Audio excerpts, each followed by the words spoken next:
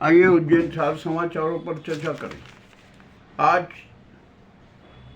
किसानों का ट्रैक्टर प्रदर्शन होगा। यह आयोजन किसान संघ के द्वारा किया जा रहा है, किसानों की समस्याओं के समाधान के लिए होगा। प्रदर्शन होता है, चलते ही रहते हैं, मगर किसानों की समस्याओं का समाधान होना बहुत मुश्किल लग रहा है। आइए हम यहाँ पर आज जब ये ट्रैक्टर प्रदर्शन कर रहे हैं ना किसान संघ, हम इनसे एक बात बताते हैं कि 3-4 सोसाइटी में किसानों के नाम से फर्जी लोन डाल दिए गए हैं रिकॉर्ड में खाद बीज के नाम पर। उसमें एक तो निपाना गोयल सहकारी संस्था के मालीखेड़ी की संस्था है और अम्बोदिया सहकारी संस्था है। इनमें खाद बीज के नाम पर किसानों को खाद बीज के परमिट से दे दी गई, तो खाद बाद मिला नहीं और उनके नाम से कर्ज आज भी मौजूद है। इसके बारे में कोई नहीं बोल रहा है। किसानों ने विरोध भी किया किंतु कोई फायदा नहीं। मामला कोर्ट में चल रहा है, ये बताकर किसानों को कोई न्याय नहीं मिला।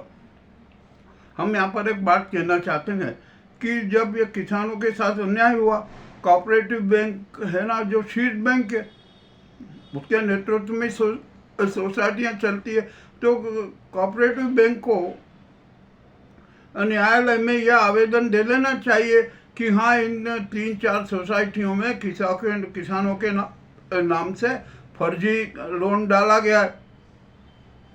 यदि कोऑपरेटिव बैंक की आवेदन दे देती है तो न्यायालय किसानों के पक्ष में तुरंत निर्णय दे देगा, किंतु कोऑपरेटिव बैंक ऐसा कर नहीं रही है और कोई भी किसान नेता इस बात को नहीं दोहरा रहा है। अभी जो नया नियम आया है ना कि यदि किसी के साथ में बैंक में फ्रॉड होता है तो उसकी जवाबदारी बैंक की और सारा जो भी नुकसान है वो बैंक को उठाना पड़ेगा।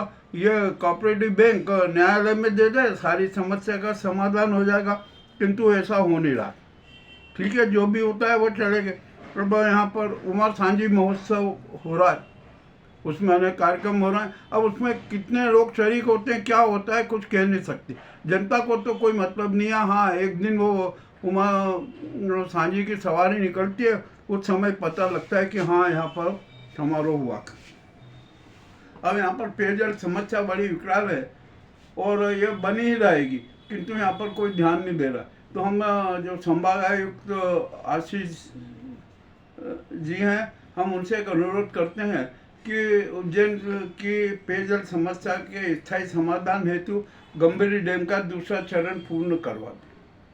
केंद्र सरकार, राज्य सरकार और स्थानीय प्रशासन मिलकर गंभीरी डैम का दूसरे चरण को युद्ध स्तर पर पूर्ण करने की बात कर ले और वह कार्य शुरू करवा दे। उज्जैन को 200 साल तक पेयजल की समस्या का सामना नहीं करना पड़ेगा, चाहे जितने सीएस हो सबको निपटा देंगे।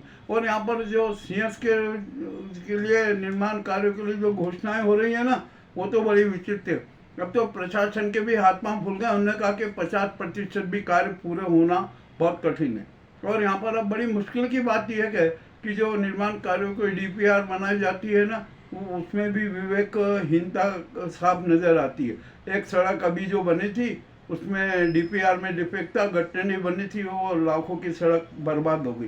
तो आशीष सिंह जी जितनी भी डीपीआर बनी है ना निर्माण कार्यों के, उनका सूक्ष्म अध्ययन कर ले और उसमें जो भी कमियां हैं उनको दूर करें।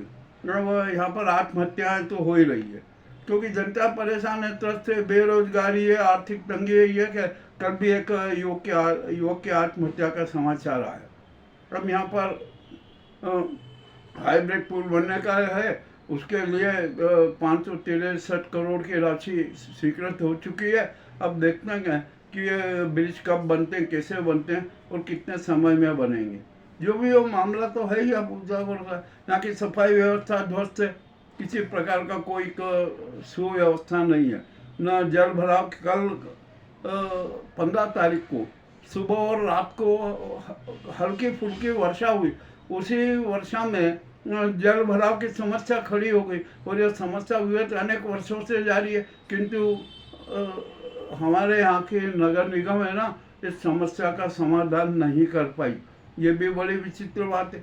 और अब यहाँ नगर निगम में ठेकेदार तो काम करना चाहते नहीं क्योंकि उनका करोड़ों रुपया ड्यू है।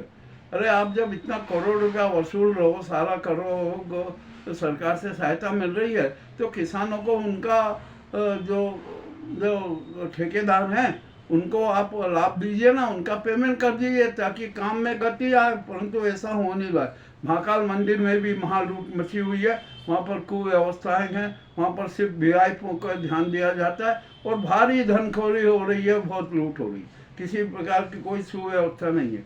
और यहाँ पर साधु संतों का भी बड़े विचित्र स्थिति से हालात नजर आ रही है। यहाँ 13 अखाड़े हैं और भी और न जाने कितने कितने लोग धर्म के ठेकेदार बने हुए हैं। कोई भगवा दुपट्टा डाल लेता है, भगवा शाल ओढ़ लेता है और बस अपने आप को हिंदू धर्म का नेता घोषित कर देता है। ये भी मामला बड़ा विचित्र है। यहाँ पर धर्म के नाम पर कितने गुंडे हैं ना, वो भगवा पट्टा डालकर और भगवा शाल ओढ़कर क्या क्या नाटक करना, ये भी बड़ी विचित्र है। तो खुफिया तंत्र को ऐसे सभी तथ्यों की सूक्ष्मता से जांच करना चाहिए। हमारे पास जो तथ्य और साक्ष्य है ना, वो भी बड़े विचित्र हैं। यदि अब तो हमें उनको प्रसारित करने में शर्म आने लगी कि हम कैसे करें, तो करना तो पड़ेगा, करेंगे ही। चलिए, अब यहाँ पर मंगलनाथ और अंगारेश्वर मंदिर में मंगलनाथ का मंदिर कौन सा है, इस बात की पुष्टि पुरातत्व विभाग को तुरंत करना चाहिए। मामला अब जरा तूल पकड़ रहा है। और इसी तरह से सतीगेट का भी मामला है। सतीगेट के मामले में भी पुरातत्व विभाग को सक्रियता से काम करके निर्णय होना चाहिए।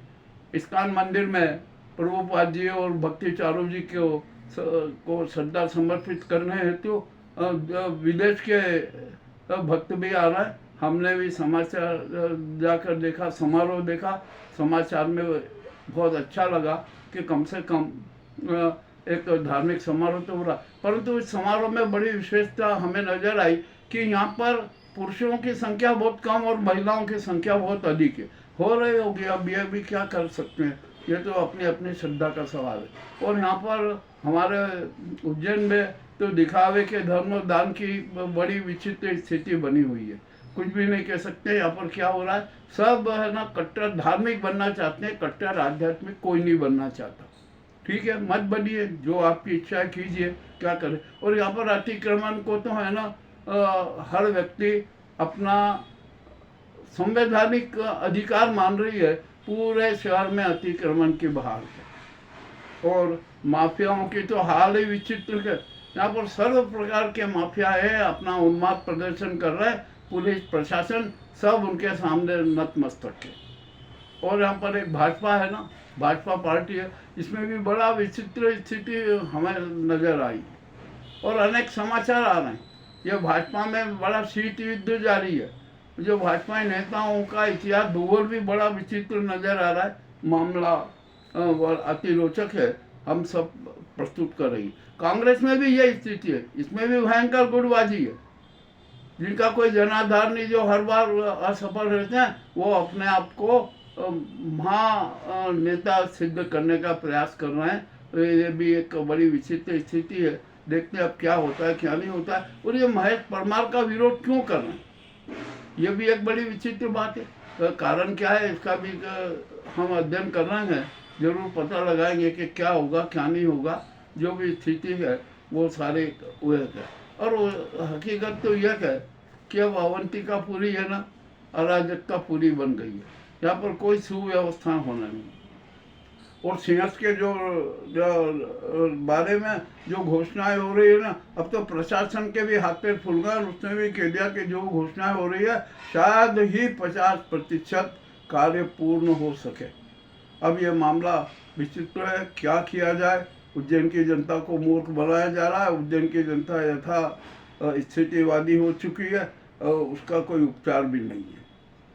अब क्या क्या जाए आखिरकार, कि शहर का विकास कैसे होगा, हो नहीं सकता। यह तो वही अराजकता पूरी ही उज्जैन बना रहेगा।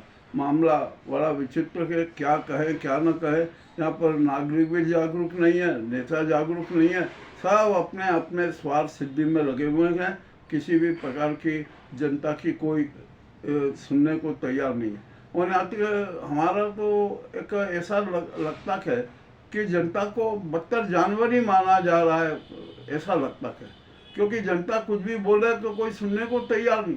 नेता जो कहे वो अपने आप में बस वही है, सर्वश्रेष्ठ है। और जनता की बात सुनो, जनता के हालात तो देखो, उज्जैन की हालत क्या हो रही है जरा ये तो देखो। मामला बड़ा विचित्र है। और यहाँ के जो भारी पर्यटक आते हैं ना, वो भी क्या क्या नाटक करते हैं, बड़ा विचित्र है।